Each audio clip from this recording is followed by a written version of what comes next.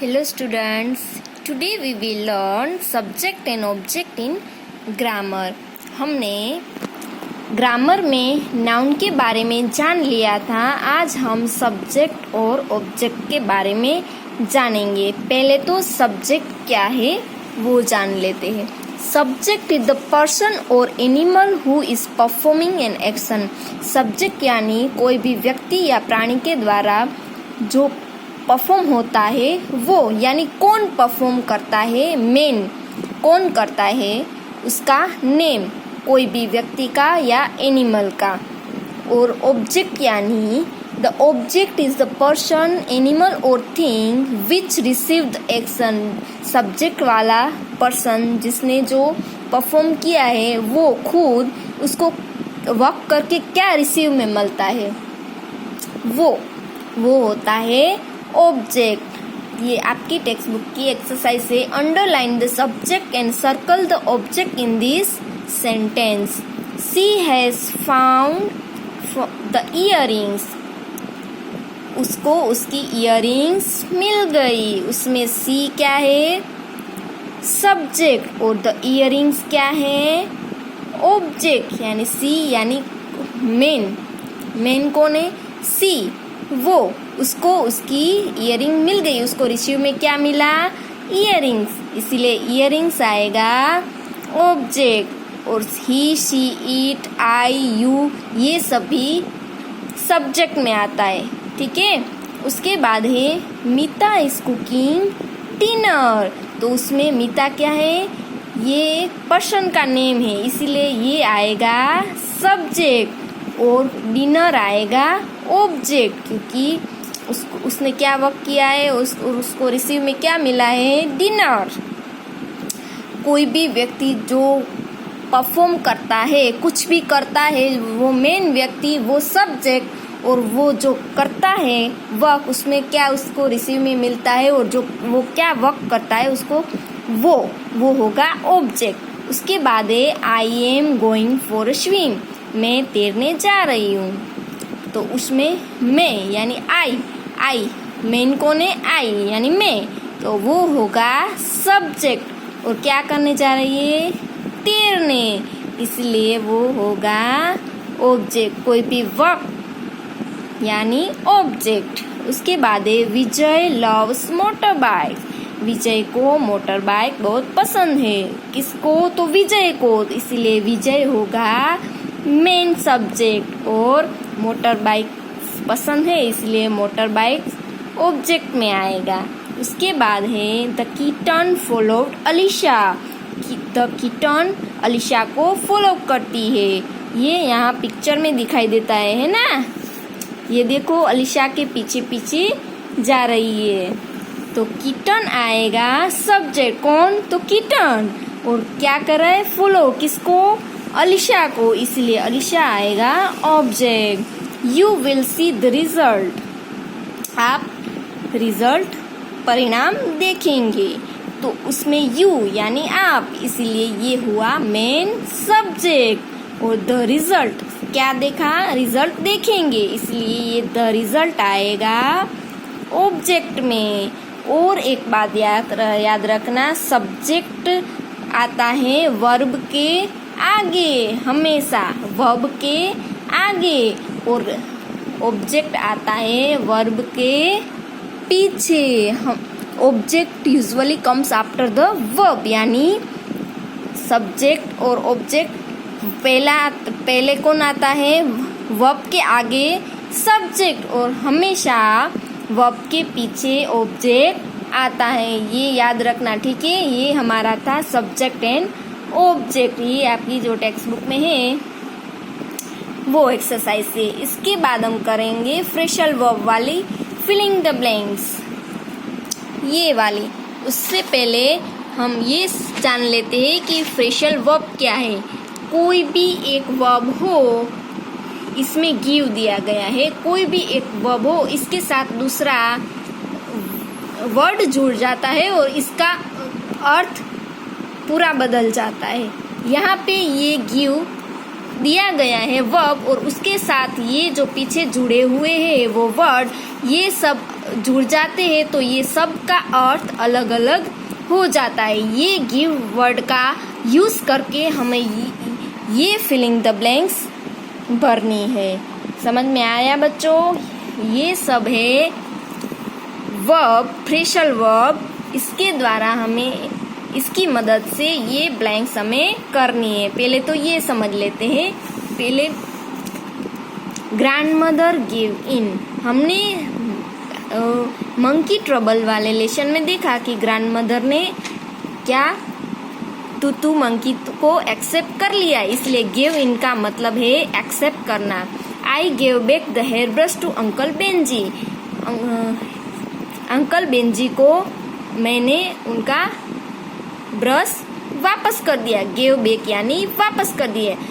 Give का अर्थ होता है सिर्फ गिव का अर्थ होता है देना, लेकिन इसके साथ दूसरा वर्ड जुड़ जाता है।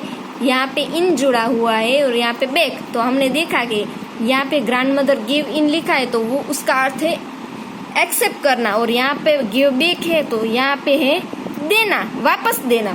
तो अर्थ बदल गया ना, लेकिन आगे वाला वर्ब वो ही रहता है। उसके बाद है grandfather had to give up and pay 5 rupees as her fair. दादाजी ने टूटू मंकी के रुपये वापस टिकट कलेक्टर को दे दिए, और उसने ये जो भी वो कर रहे थे, वो टिकट कलेक्टर और दादाजी जो बात कर रहे थे और टिकट कलेक्टर नहीं माना, इसलिए उसने छोड़ दिया मनाने का। इसलिए यहाँ पे गिव अप हुआ। गिव अप का अर्थ हुआ छोड़ देना, मनाना। दादा आपने समझा है ना, स्टोरी जानी है ना।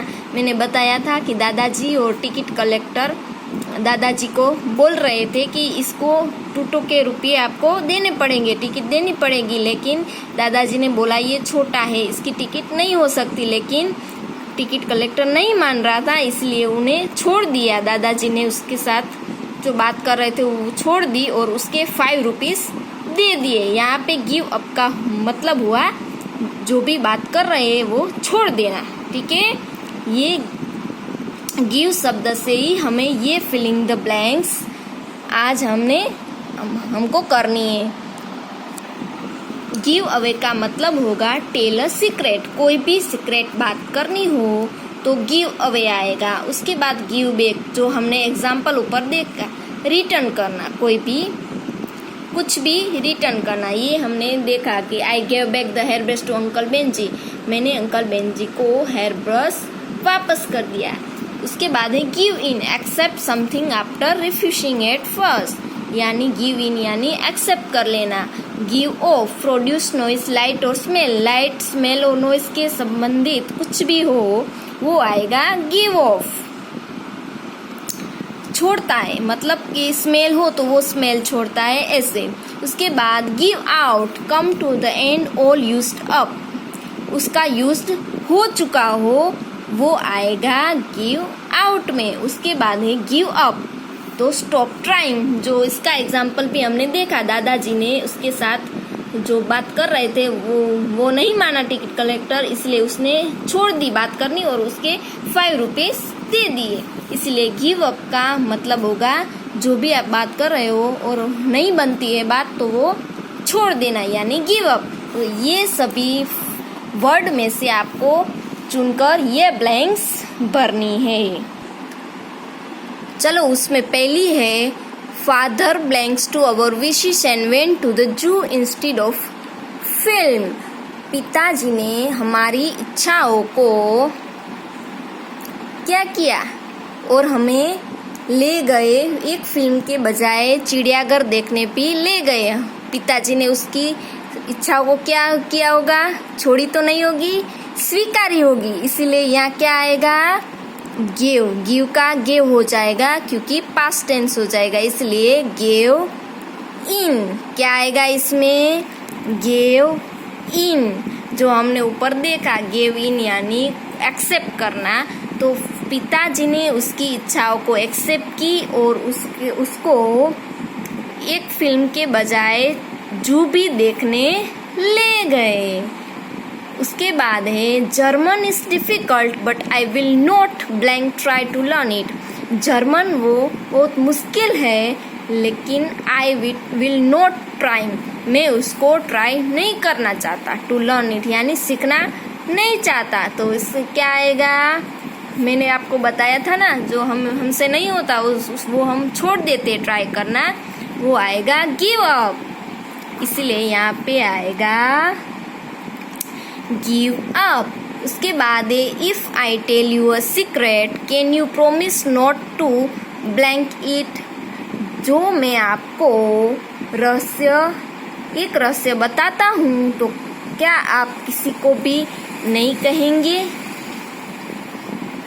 सीक्रेट बताना है कुछ भी, तो क्या यूज होगा? ऊपर हमने देखा था गिव अवे। कुछ भी सीक्रेट बताना हो तो क्या आएगा? Give away. तो यहाँ पे आएगा गिव अवे। उसके बाद है fourth, this candle blank a lovely smell when it Burns. जब कैंडल जलती है तब लवली सी स्मेल छोड़ती है। तो कुछ भी स्मेल, यहाँ पे स्मेल वाला आया, स्मेल, लाइट, नॉइज संबंधित आता तो क्या आएगा? Give of. गिव्स ऑफ, छोड़ती है, इसीलिए सिंपल प्रेजेंट टेंस है, इसलिए एस लग जाएगा और यहाँ पे आएगा gives off. Jatin has to blank the book today और there will be fine. Jatin को आज किताब वापस देनी होगी, नहीं तो उसको जुर्माना देना पड़ेगा। तो इसमें क्या आएगा आप बता सकते हैं? कुछ भी वापस देना हो, मैंने ऊपर एग्जाम्पल भी दिया था, कुछ भी रिटर्न करना हो तो क्या आएगा? Give back. गिव बैक यानी रिटर्न, कुछ भी देना हो। यहाँ जतिन को क्या देनी है?